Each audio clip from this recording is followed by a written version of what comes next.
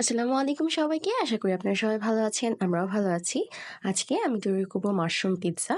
আশা করি রেসিপিটি আপনাদের ভালো লাগবে। তো চলুন বেশি কথা না বাড়িয়ে আমরা চলে যাই মূল রেসিপি।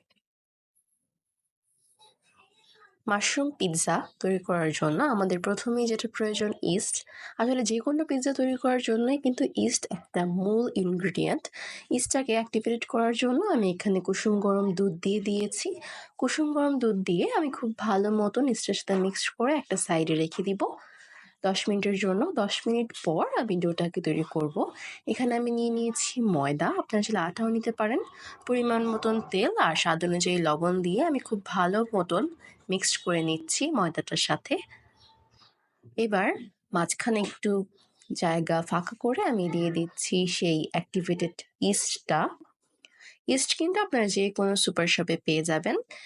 তারপর ইস্টের সাথে ময়দাটা একটু ভালো মতন মিক্সড করে আমি অল্প অল্প করে কুসুম গরম দুধ দিয়ে ডোটাকে তৈরি করে নিয়েছি। তারপর তেল ব্রাশ করে আমি এই ডোটাকে একটা সাইডে রেখে দিব প্রায় 1 ঘন্টার মতন। অবশ্যই গরম কোনো স্থানে রাখার চেষ্টা করবেন। এখানে আমি চিজ গ্রেট করে নিয়েছি, তারপর মাশরুম কেটে নিয়েছি আর ক্যাপসিকামও কেটে নিয়েছি। মাশরুম এখানে আমি ক্যানের মাশরুম নিয়েছি। আপনারা চাইলে যে কোনো সুপার শপে ক্যানের মাশরুম কিনে নিতে পারেন অথবা চাইলে নর্মাল মাশরুমও নিতে পারেন।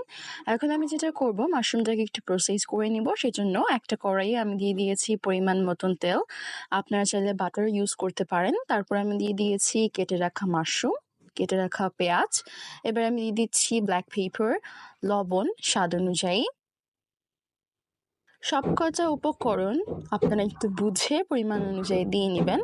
দিয়ে দিচ্ছি চিলি ফ্লেক্স, ঝাল যতটুকু খাবেন, যে যতটুকু ঝাল খাবেন আপনারা সে অনুযায়ী বুঝে চিলি ফ্লেক্সটা ব্যবহার করবেন। তারপর একটু ভাজা হওয়ার পর আমি দিয়ে দিচ্ছি মেয়োনিজও আপনারা যে কোনো সুপার শপে পেয়ে যাবেন। খুব ভালো মতন আমি নেড়ে ছেড়ে মিক্সড করে ভেজে নিয়েছি মাশরুমটা আমি নামিয়ে নিয়েছি। এবার আমি যেটা করব, এবার আমি পিৎজা টপিংসগুলি পিৎজা ডোয়ের মধ্যে দিয়ে নেব। সেজন্য আমি যে পিৎজা ডোটা আর কি তৈরি করেছিলাম সেটা বেলে একটা হচ্ছে আপনার রুটির মতন তৈরি করে নিয়েছি। তারপরে কাঁটা চামচের সাহায্যে খেয়েছে আমি দিয়ে দিচ্ছি আপনার টমেটো সস, মেয়ো আর গার্লিক সসটা আমি যেভাবে তৈরি করেছি সেটা একটু বলে দিচ্ছি। গার্লিক সস তৈরি করার জন্য প্রথমেই আমার লাগবে গার্লিক পেস্ট। তারপর আমি দিয়ে দিয়েছি গুঁড়া দুধ, বিট লবণ, গোলমরিচের গুঁড়া আর ভিনেগার। সবকটা উপকরণ খুব ভালো মতন মিক্সড করলেই হয়ে যাবে আপনার গার্লিক সসটা কিন্তু মাশরুম পিৎজাতে আমি বলবো মাস্ট, তাহলে একটা অথেন্টিক আর সুন্দর একটা ফ্লেভার আসে, একটু আনকমন আর কি। কারণ নর্মালি গার্লিক সস ব্যবহার করা হয় না মাশরুম পিৎজা বা যে কোনো পিৎজায়। আপনারা একবার গার্লিক সস দিয়ে মাশরুম পিৎজাটা তৈরি করে দেখবেন টেস্ট পুরাই চেঞ্জ হয়ে যাবে এবং মনে হবে যে এতদিন কেন আপনারা খান নাই। সো তারপর আমি সসগুলো স্প্রেড করে দিয়ে দিচ্ছি চিজ, মজেরেলা চিজ। তারপর দিয়ে দিচ্ছি ক্যাপসিকাম। আমি এখানে গ্রিন ক্যাপসিকাম ইউজ করছি, আপনারা চাইলে যে কোনো কালারের ক্যাপসিকাম ইউজ করতে পারেন। তারপর দিয়ে দিচ্ছি সেই ভেজে রাখা মাশরুমগুলা। খুব ভালোভাবে আমি চারদিকে ছিটিয়ে দিচ্ছি। তারপরে আবারও দিয়ে দিচ্ছি চিজ, লটস অফ চিজ হচ্ছে আপনাদের পরিমাণ অনুযায়ী একদম ইচ্ছা মতন দিতে পারেন, কারণ চিজ যত দেওয়া হবে পিৎজা ততই খেতে বেশি মজা হয়। তারপর আমি আবারও একটুখানি আপনার ক্যাপসিকাম দিয়ে দিচ্ছি।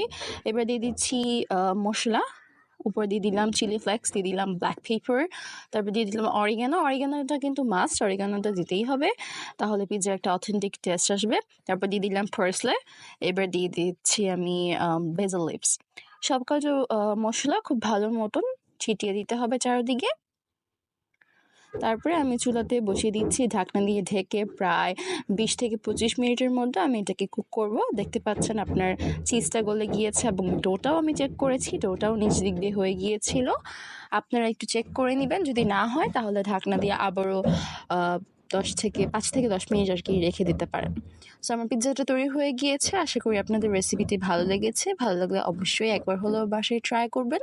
আর আমি খুবই দুঃখিত যেহেতু আমার রেসিপিটা দিতে একটু দেরি হয়ে গেল। সবাইকে অনেক অনেক ধন্যবাদ।